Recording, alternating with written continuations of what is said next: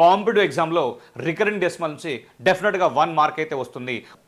0.7 bar అన్నాడు. So ఇక్కడ 0.7 bar అన్నాడు అంటే 7 అనేది రిపీట్ అవ్వకుంటూ వస్తుంది కాబట్టి ఇక్కడ జాగ్రత్తగా లాజిక్ ఏంటంటే డెసిమల్ తర్వాత ఎన్ని డిజిట్స్ ఉన్నాయి, 1 ఉంది, ఒకదానిపైన బార్ ఉంది కాబట్టి ఎన్నిటిపైన బార్ ఉంటే డినామినేటర్లో అన్ని 9 రాసుకోవాలి.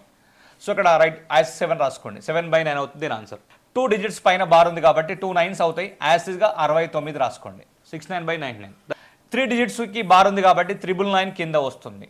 డైరెక్ట్గా 813 రాసుకోవచ్చు. ఇక్కడ ఓన్లీ బార్ అనేది 4 పైనే ఉంది కాబట్టి ఖచ్చితంగా డెసిమల్ తర్వాత ఒకదానికే బార్ ఉంది కాబట్టి 19 రాసుకోండి. రిమైనింగ్ దానికి లేదు కాబట్టి ఇక్కడ 0 రాయాలి. న్యూమరేటర్ ఏమవుతుందంటే 74 రాసేసుకొని దేనికైతే బార్ లేదో ఆ వాల్యూని సబ్ట్రాక్ట్ చేయాలి. 74 - 7. ఇక్కడ రెండింటికి బార్ ఉంది, ఒక దానికి లేదు కాబట్టి 2 9లు ఒక 0 రాసుకోవాలి. ఇక్కడ దేనికైతే బార్ లేదో ఆ వాల్యూని సబ్ట్రాక్ట్ చేయాలి. -6 అవుతుంది. ఈ విధంగా సాల్వ్ చేయొచ్చు.